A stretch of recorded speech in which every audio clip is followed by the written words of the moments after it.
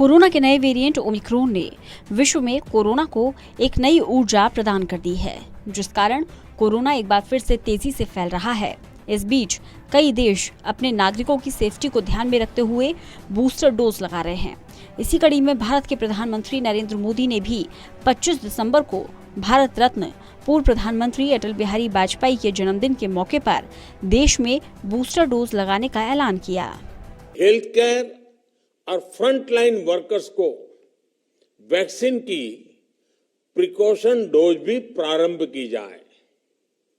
इसकी शुरुआत 2022 में 10 जनवरी सोमवार के दिन से की जाएगी। 60 वर्ष से ऊपर की आयु के कोमॉर्बिडिटी वाले नागरिकों को उनके डॉक्टर की सलाह पर वैक्सीन की प्रिकॉशन डोज का विकल्प उनके लिए उपलब्ध होगा। प्रधानमंत्री ने देश के नाम अपने संबोधन में कहा, 10 जनवरी से 60 साल से ज्यादा उम्र के गंभीर बीमार, बुजुर्ग, फ्रंटलाइन वर्कर्स और हेल्थ वर्कर्स को बूस्टर डोज लगाई जाएगी, जिसको पीएम मोदी ने प्रिकॉशन डोज नाम दिया है। लेकिन बूस्टर डोज को लेकर कई लोगों के मन में कई तरह के सवाल हैं। आखिर ये डोज कैसे लगाई जाएगी, इसके लिए रजिस्ट्रेशन कैसे होगा, इसकी क्या प्रक्रिया होगी? तो चलिए देर ना करते हुए हम आपके हर एक सवाल का जवाब देते हैं। क्या होगा प्रोसेस? चलिए हम आपको बताते हैं आखिर बूस्टर डोज का क्या प्रोसेस होगा। इसकी जानकारी खुद कोविन के चीफ डॉक्टर आरएस शर्मा ने दी। उन्होंने बताया कि प्रिकॉशन डोज के लिए इस ग्रुप को ऐप पर फिर से रजिस्ट्रेशन की जरूरत होगी। वे अपने पुराने कोविन अकाउंट से ही जरूरी स्टेप फॉलो कर सकते हैं। तीसरी डोज यानी कि प्रिकॉशन डोज के लिए अपना शेड्यूल अपॉइंटमेंट ले सकते हैं। Coven will be able to provide the precaution dose. That appointment will be there. They don't have to register again because they are already registered. They have already got 2 jabs, 2 vaccines have already happened. So therefore, they can just in the same account, people can just log in and then can get scheduled their vaccination schedules for the precaution jab. So that's how it will work. पहले से मौजूद data आएगा काम। Doctor RS Sharma ने बताया कि CoWIN app पर पहले से ही बुजुर्गों, हेल्थ केयर वर्कर्स और फ्रंटलाइन वर्कर्स के नाम और डेटा मौजूद हैं, जो काफी है। इसी डेटा पर ये एज ग्रुप वैक्सीन के दोनों डोज ले चुके हैं।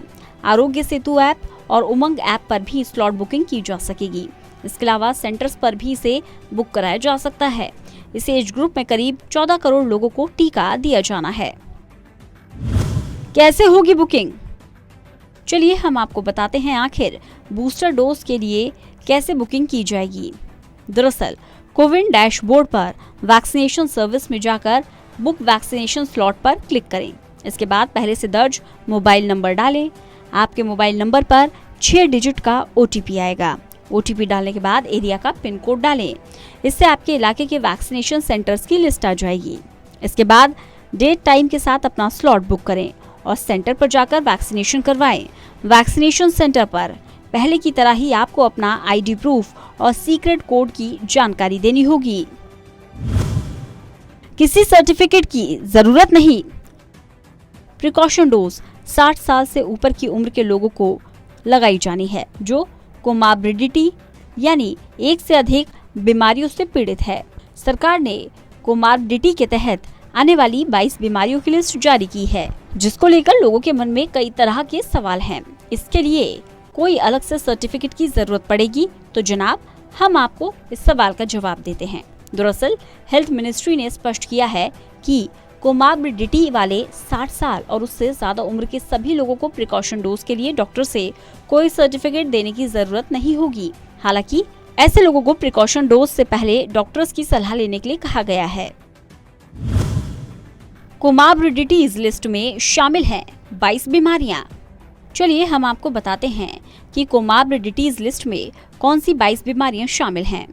तो नेशनल हेल्थ अथॉरिटी यानी कि एनएचए के चीफ एग्जीक्यूटिव ऑफिसर और कोविन प्लेटफॉर्म के चीफ डॉक्टर आरएस शर्मा की माने तो कोमॉर्बिडिटी सर्टिफिकेट की डिटेल सरकार पहले ही वैक्सीनेशन कैंपेन के दौरान जारी कर चुकी है।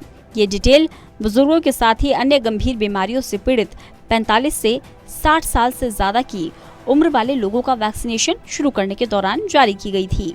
वही फॉर्मूला इस समय कोमॉर्बिडिटीज सर्टिफिकेट पर लागू माना जाएगा। इन 22 बीमारियों की लिस्ट में डायबिटीज, किडनी डिजीज या dialysis, cardiovascular disease, stem cell transplant, cancer, cirrhosis, sickle cell disease, prolonged use of steroid, immunosuppressant drugs, muscular dystrophy, respiratory system पर एसिड अटैक, हाई सपोर्ट की जरूरत वाले विकलांग, मूक बधिर, अंधापन जैसी मल्टीपल डिसेबिलिटीज, गंभीर रेस्पिरेटरी डिजीज से 2 साल अस्पताल में रहे मरीज जैसे कुल 22 बीमारियां इस लिस्ट में शामिल हैं। बहरहाल भारत में बच्चों का वैक्सीनेशन शुरू हो चुका है और 10 जनवरी से बूस्टर डोज लगाया जाएगा, जिसे लेकर सरकार की तरफ से तैयारियां पूरी कर ली गई हैं।